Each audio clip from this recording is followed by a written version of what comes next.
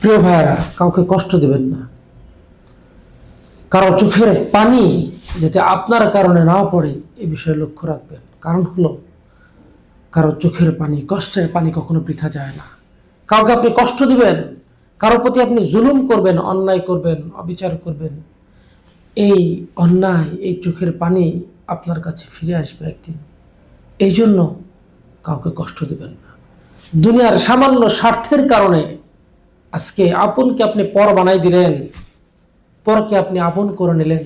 জেনে রাখুন, আপনার সময় অপেক্ষা করতেছে। আল্লাহ রাব্বুল আলামিন ছাড় দেন, কিন্তু ছেড়ে দেন না।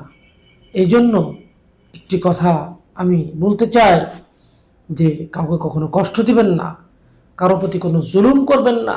আপনার একটি কথার কারণে, আপনার একটি আচরণের কারণে কারো চোখ দিয়ে যদি পানি পড়ে যায় এবং কারো মনে যদি আঘাত লেগে যায়, এই আঘাত আপনার কাছে ফিরে আসবে একদিন।